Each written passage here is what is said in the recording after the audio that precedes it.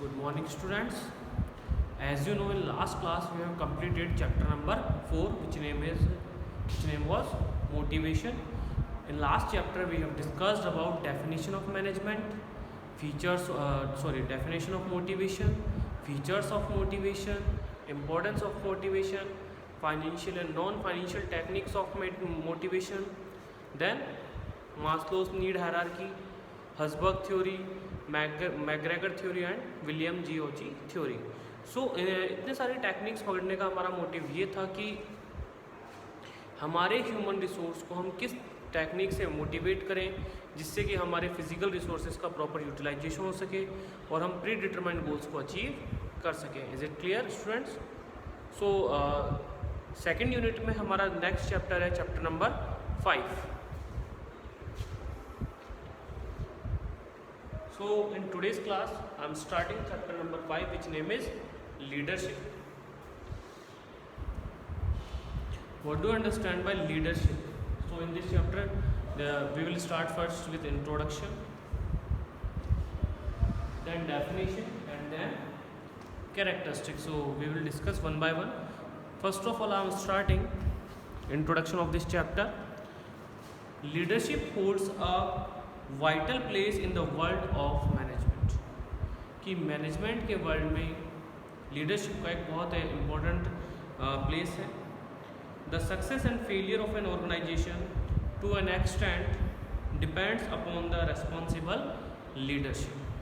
कि किसी भी ऑर्गेनाइजेशन के जो फेलियर है और या जो सक्सेस है वो उसके लीडरशिप पर डिपेंडेंट होती है.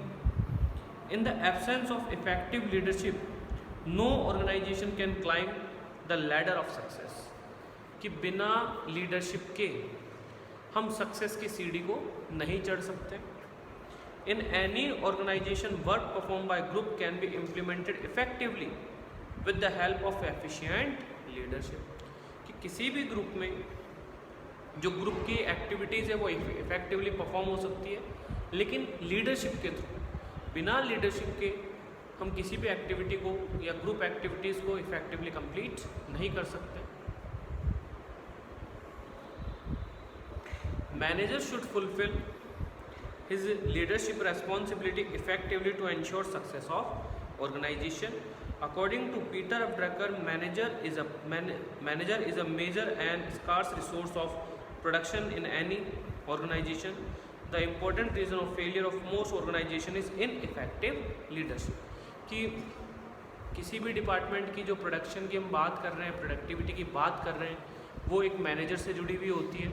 और अगर मैनेजर अच्छा है तो ऑर्गेनाइजेशन की फेलियर और सक्सेस भी उसी पर डिपेंडेंट होगी. अगर मैनेजर अच्छा होगा तो इफेक्टिव लीडरशिप होगी, इफेक्टिव लीडरशिप होगी तो सक्सेस भी मिल जाएगी. देखो सिंपल सी बात है, लाइक हम एक अपनी इंडियन क्रिकेट टीम की बात कर लेते हैं कि एग्जाम्पल ले सकते हैं इसके लिए.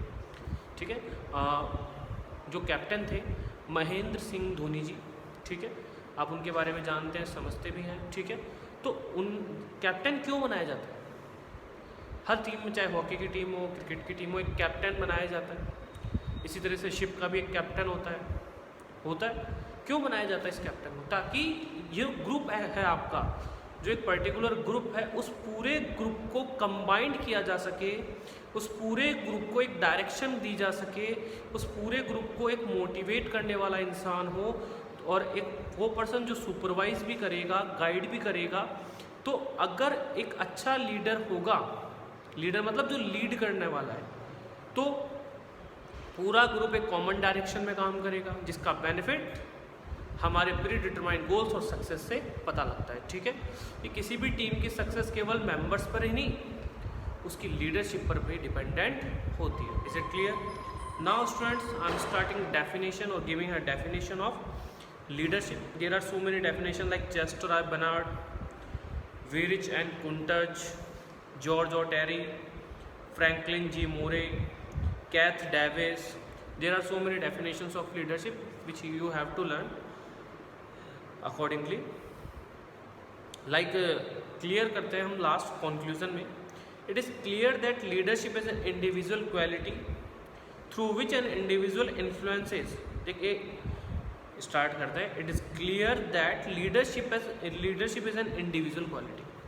कि लीडरशिप एक इंडिविजुअल पर्सन की क्वालिटी है थ्रू विच, जिसके द्वारा an individual influences desires of others, जिसके थ्रू एक इंडिविजुअल दूसरों की इच्छाओं को प्रभावित करता है, टू अचीव ऑर्गेनाइजेशनल गोल्स, ताकि वो ऑर्गेनाइजेशनल गोल्स अचीव करे, विलिंगली एंड एंथुसिस्टिकली, इच्छा से और ऊर्जा के साथ, मतलब उत्साहपूर्वक। फिर से पढ़ते हैं, कंक्लूजन करते हैं कि एक ऐसी इंडिविजुअल की क्वालिटी जो दूसरों की डिज़ायर को इफ़ेक्ट करती है इस पर्पज़ से कि वो गोल्स को अचीव करे, ठीक है, अपनी इच्छा से और उत्साह से, तो उसी को हम कहेंगे लीडरशिप। कि जब आप खुद से काम करने को तैयार हो जाते हैं। एक अच्छा लीडर वही है जो आपको फोर्सफुली काम नहीं करता, क्योंकि फोर्सफुली तो एक लेबर से हम करवा सकते हैं, ठीक है, एनिमल से करवा सकते हैं, लेकिन एम्प्लॉय कभी भी अपना 100% नहीं देता अगर आप उसे फोर्सफुली वर्क करवाते हैं। लीडरशिप एक ऐसी क्वालिटी है जिसमें आप दूसरों की डिज़ायर्स को इफ़ेक्ट करेंगे, उन्हें मोटिवेट करेंगे, गाइड करेंगे। हर इंसान मोटिवेट नहीं कर सकता, हर इंसान गाइड नहीं कर सकता, वही हर पर्सन कैप्टन नहीं बन सकता है। तो लीडर के लिए कुछ क्वालिटी होना ज़रूरी है। So now I am starting characteristics of leadership. The first characteristics is personal ability और क्वालिटी। हम बात करने जा रहे हैं कि लीडरशिप के लिए क्या क्या होना ज़रूरी है। The first characteristic is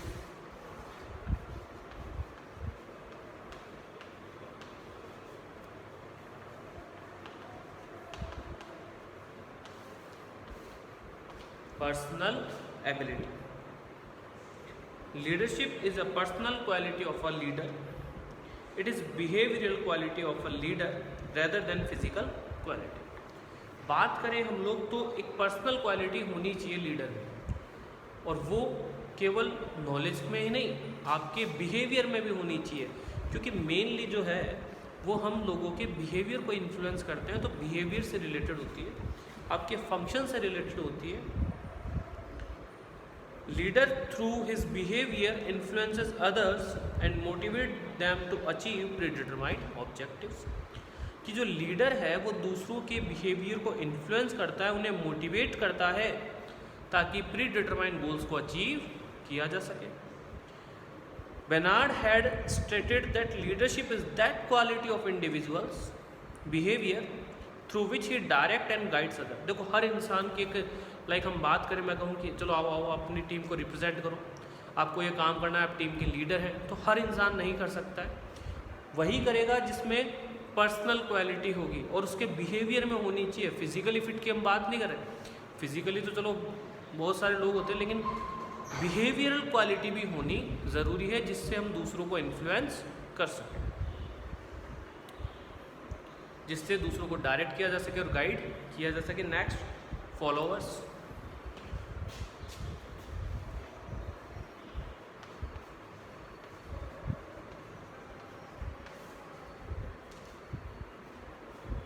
followers means जो फॉलो करने वाले हों, अनुयायी हिंदी में कहते थे इसको, कि जब कोई इंसान कुछ कह रहा है, जब उसे कुछ लोग मानते हैं तो उसे हम अनुयायी या फॉलोअर्स कह देते हैं। सिंपल सी बात है, लीडरशिप तभी होगी जब फॉलोअर्स होंगे। मैं कुछ कह रहा हूँ, कोई फॉलो करने वाला ही नहीं है, तो लीडरशिप कैसे हो सकती है। तो सेकंड फीचर ये कहता है कि देयर मस्ट बी फॉलोअर्स, ठीक है, जब तक फॉलोअर्स नहीं होंगे लीडरशिप नहीं होगी। लाइक एक टीम के कैप्टन बना दिए पर टीम में कोई मेंबर है ही नहीं, ठीक है, तो आप कैसे कैप्टन की तरह रोल प्ले कर सकते हैं। The leadership always pre suppose followers, हमेशा हम पहले से मानकर चलेंगे फॉलोअर्स है। Without followers a leader can not exist, क्योंकि बिना फॉलोअर्स के एक लीडर एग्जिस्ट नहीं कर सकता है।